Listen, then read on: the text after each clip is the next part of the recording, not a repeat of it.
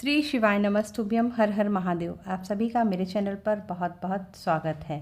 आने वाली गंगा दशहरा की आप सभी को हार्दिक शुभकामनाएं।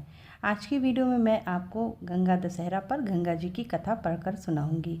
ये कथा आप गंगा जी में पूजन करने गए हों तो वहाँ भी सुन सकते हैं, और घर पर यदि आप गंगा जी का निर्माण करके गंगा जी का पूजन कर रहे हैं तो भी यह कथा सुन सकते हैं। गंगा दशहरा के दिन यह कथा सुनने से हमारे 10 तरह के पापों का नाश होता है।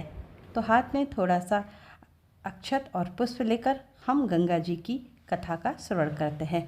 बोलिए शंकर भगवान की जय, बोलिए गंगा मैया की जय। गंगा जी व्रत कथा। अयोध्या के महाराजा दशरथ और श्री राम को आप सभी जानते होंगे।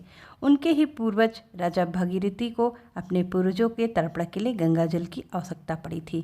तब उनके पास गंगा जल नहीं था, क्योंकि उस समय गंगा जी केवल स्वर्ग में ही बहा करती थी।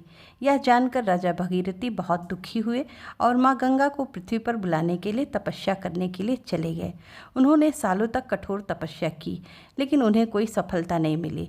जिसके बाद राजा भगीरथी दुखी होकर कैलाश पर्वत पर चले गए और वहां उन्होंने फिर से कठोर तपस्या की, जिसे देखकर माँ गंगा राजा से प्रसन्न हुई और उन्हें आशीर्वाद देते हुए कहा कि आपकी क्या इच्छा है जिसे मैं पूरा कर सकती हूँ।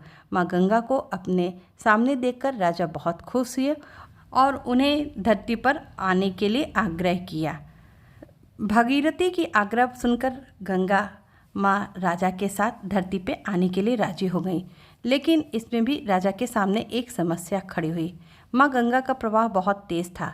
अगर वह धरती पर बहती तो आधी पृथ्वी उनके वेग से बह जाती। राजा के इस समस्या का समाधान और कोई नहीं बल्कि महादेव कर सकते थे। ऐसे में राजा भगीरथी भगवान शिव की तपस्या करना प्रारंभ कर दी। भगीरथी कभी निर्जल तपस्या करते तो कभी पैर के अंगूठे पर खड़े होकर तपस्या करते। राजा की कठोर तपस्या से भगवान शिव बहुत प्रसन्न हुए और राजा के सामने प्रकट हुए और राजा से आशीर्वाद मांगने के लिए कहा।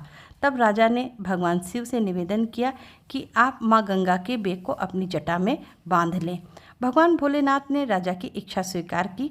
ब्रह्मा जी ने अपने कमंडल से धारा प्रवाहित किए और शिव जी माँ गंगा को करीब 30-32 दिनों तक माँ गंगा शिव जी की जटा में बंधी रहीं। फिर ज्येष्ठ माह की शुक्ल पक्ष की 10वीं तिथि को शिव जी ने अपनी जटाओं को खोली और माँ गंगा को धरती पर जाने को कहा। राजा ने माँ गंगा के पृथ्वी पर आने के लिए हिमालय की पहाड़ियों के बीच से रास्ता बनाया। माँ गंगा को धरती पर आने के लिए निवेदन किया। जब माँ गंगा धरती पर आईं तब राजा ने उनके जल से अपने पूर्वजों का तर्पण किया। जिस दिन माँ गंगा धरती पर आई थीं उस दिन ज्येष्ठ माह के शुक्ल पक्ष की 10वीं तिथि पड़ी थी, जिसे बाद में इसी तिथि को गंगा दशहरा के पर्व के रूप से जाना गया। गंगा दशहरा को माँ गंगा के धरती पर आगमन के उत्सव के रूप में मनाया जाता है। तो बोलिए हर हर महादेव, जय माँ गंगे, हर हर गंगे।